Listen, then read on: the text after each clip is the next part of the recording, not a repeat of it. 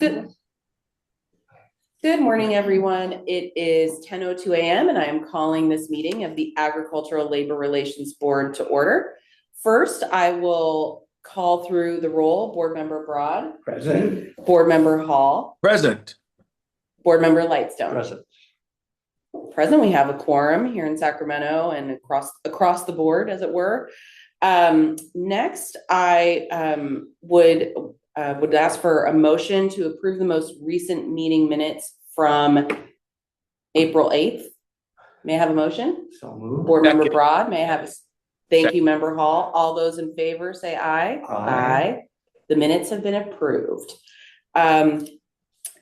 Very brief chair's report today, just two notes. Last week on April 10th, on her birthday, Governor Newsom declared Dolores Huerta Day in recognition of all the service she's given to California's, particularly farm workers. As we know, she played a critical role in the establishment of the act and the agency. Additionally, it is Ag Day here at the Capitol, and so that's being celebrated over on N and 10th, I believe, for folks who want to check that out later today. And that concludes the chair's report. Next, we will turn to the executive officer's report on elections, unfair labor practice cases, and hearings. Good morning, Chair Hasid, members of the board. My executive officer's report, I'll mention, is also posted on our website and covers the period from March 4th to the present, because I hadn't done a report since then. So turning to complaints, there have been 3 complaints settled since March 4th. The first, Red Blossom Farms, involving strawberries in Santa Barbara County. There, the parties entered into an informal settlement agreement, and we were advised of that on March 19th. Next, Healthy Harvest Berries, another informal bilateral settlement agreement, also involving strawberries, however, in Monterey County.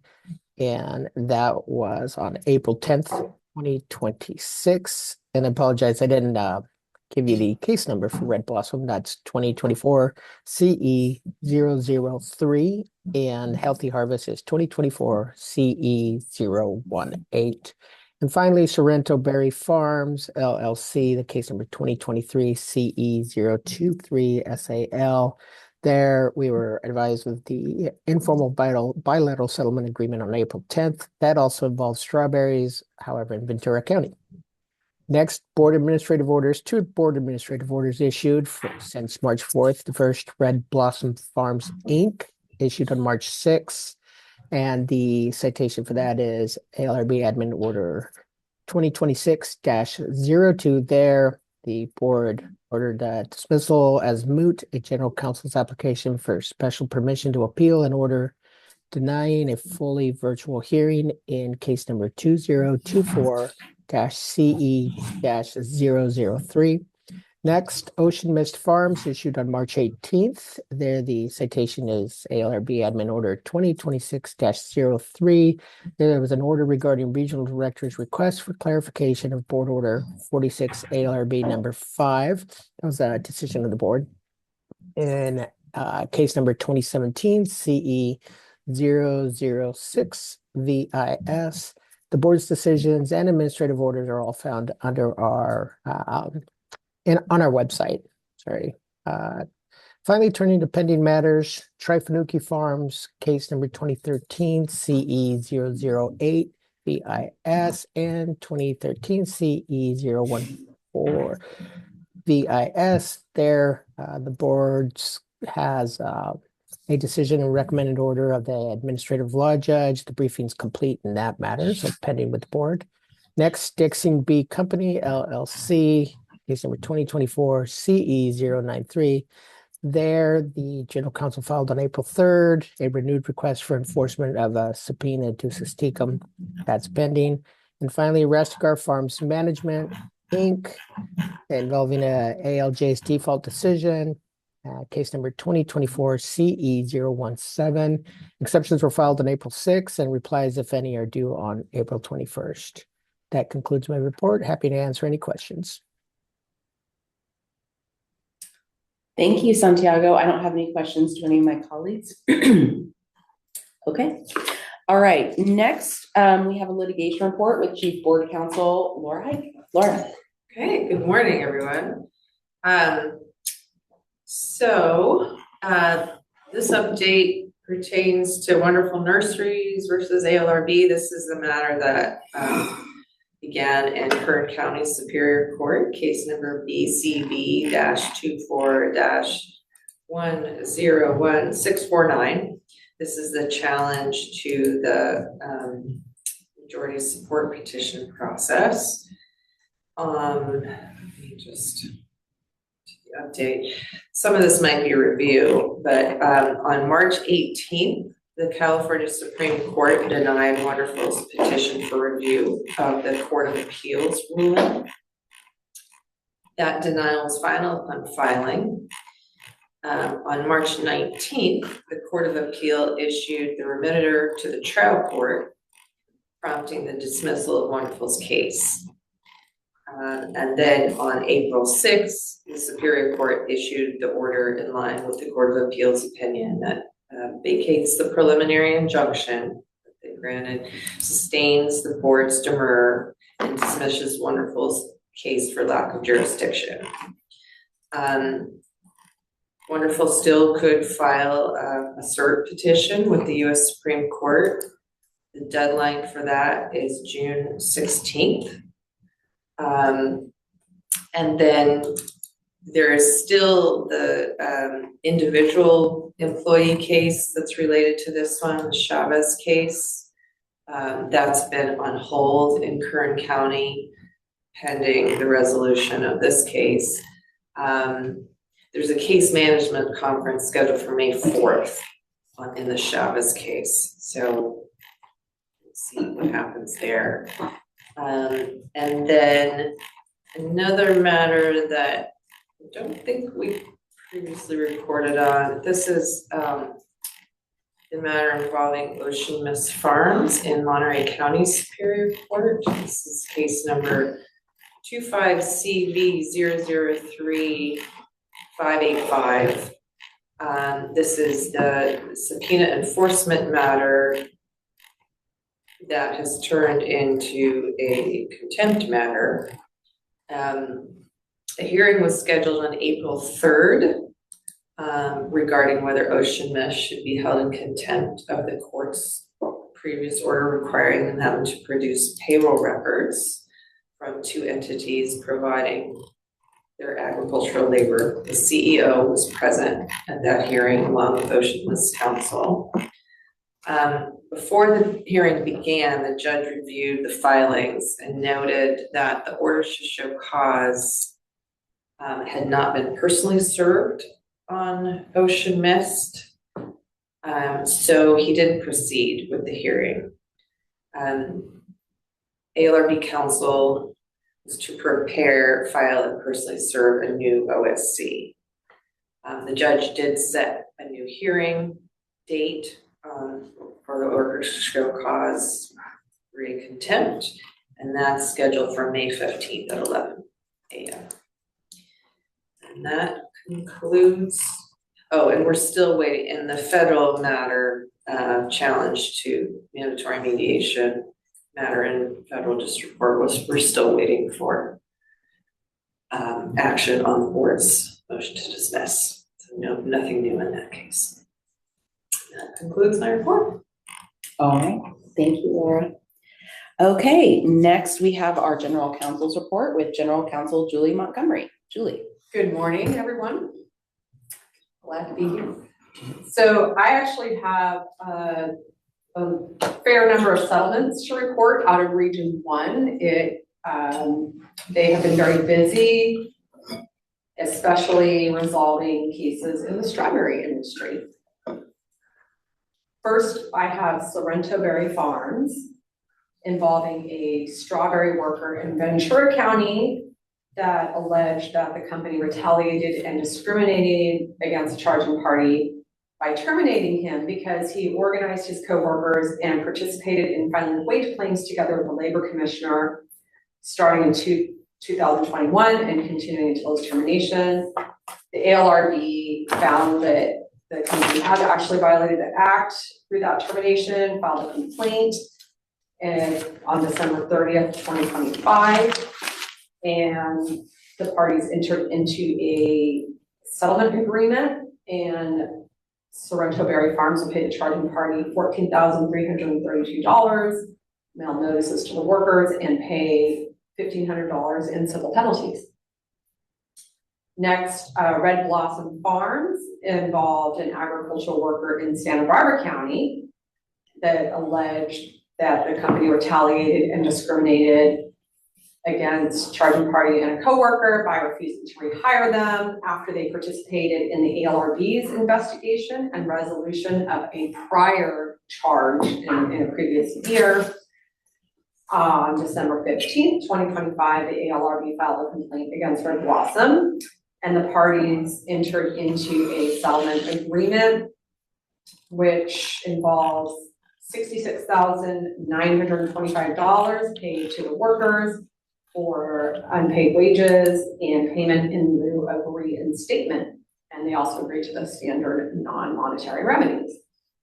We also have Healthy Harvest Berries involving a strawberry worker in Monterey County who filed a charge alleging that the company discriminated against him when it refused to rehire him after he and his coworkers lodged complaints about their foreman in a meeting. And when the charging party wrote the concerns down and turned them into the employer. On December 30th, 2025, the ALRB filed a complaint against Healthy Harvest. Hearing was set to start on April 21st. The parties entered into a settlement agreement on April 10th. And under that agreement, Healthy Harvest will pay the charging party $18,000, which includes payment in lieu of reinstatement, and they also agreed to the standard non-monetary remedies. Next, we have KEM Farm involving a strawberry harvester in Santa Barbara County who filed a charge alleging that the company interrogated, coerced, and intimidated workers to deter their participation in a class action wage and hour lawsuit. The ALRB and the parties entered into a settlement agreement, and this was a pre-complaint settlement agreement in which KEM Farms agreed to offer reinstatement to the charging party and one other worker and allow the ALRB to conduct a supervisor training and standard noticing and mailing remedies. And then the next one we have, two more, is Eat Sweet Farms. And this was a charge filed by community organization CBDIO, Centro Binacional para el Desarrollo Indígena Oaxaqueño. And they filed this on behalf of strawberry workers alleging that Eat Sweet, and I believe this was on Santa Maria, they alleged that Eat Sweet coerced and interfered with the exercise of workers' rights by telling them that they could only present their collective complaints individually. And they threatened to end their employment for engaging in a work stoppage, which sought to address issues about overtime pay, required breaks, and workplace health and safety concerns. The parties did reach a settlement with the ALRB, and that included standard noticing and mailing remedies. And then finally, we have Finch Farms, which involved a lemon orchard worker in Ventura County who filed charges in September and November of 2025. The first charge alleged that Finch Farms retaliated against workers by terminating their employment for raising complaints about working under high heat, not having a place to rest, sexual harassment, and wage theft. And the second charge alleged that Finch Farms coerced and interfered with the free exercise of workers' rights by threatening them with false accusations and negative consequences for participating in the ALRB's investigation of the first charge.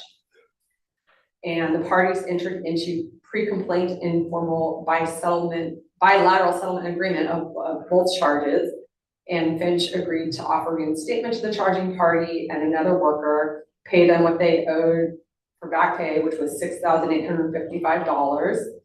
And that was actually for the charging party and 3 other workers, and to allow the ALRB to conduct a supervisor training and standard noticing and mailing remedies. So congratulations to our Region 1 or all the teams that resolve these cases and work really hard to get them done. And most of these were filed just, in the past, within the past year. So that's great. That they were able to get resolution and remedies for these workers so quickly. And then just outreach, our staff has also been busy as usual conducting outreach. I got a whole long list of events in which our staff are giving information, tabling, providing information to workers at various community events in person. And they're also hosting office hours, including with Inland Congregation United for Change, ICUC in Thermal and Riverside County, which is one of our RCEP community partners.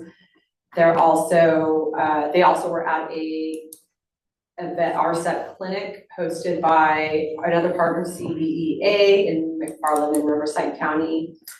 And they also hosted office hours in Greenfield, in Monterey County and Family Resource Center. They collaborated with My and Cause community orgs on various events in Central Coast, Santa Barbara County community events.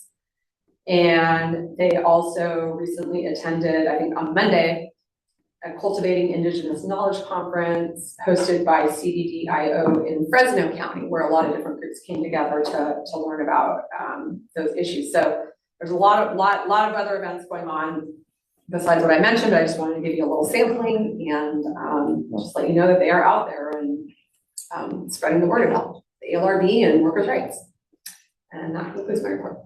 That's great. Thank you, Julie. Thank you to the staff in the regions. Do any of my colleagues have any questions? No, thank you, just Julie and the staff, they've been really busy and doing a good job. Yeah, the Thank staff you. deserve the credit. We do not have a legislative report today, so our next agenda item is public comment. We will first go to individuals that may have indicated prior to the start of the meeting that they would like to make a comment. However, any member of the public may make a comment, and you can let us know that you wish to do that in one of several ways. You can send an email to Satya or Santiago or use the raise hand feature in the Zoom application. Please note that the board cannot discuss or respond to or engage on any pending case matter before the board. So I will next turn it over to Satya and Santiago. Are there anyone wishing to make public comment? We don't have a queue of interested speakers. However, I'll ask that our attendees use the raise hand feature if they want to make public comment at this time.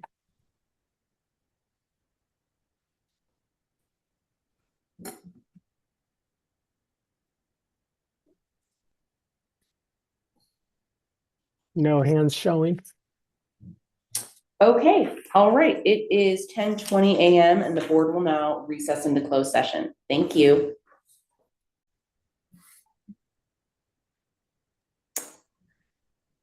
Good morning. The board has returned from closed session. It's 11:55 a.m. Our next agenda item is announcements. Our next board meeting will be next Wednesday at 10 a.m. on April 22nd here in Sacramento and on Zoom. And with that, the meeting is now adjourned. Thank you.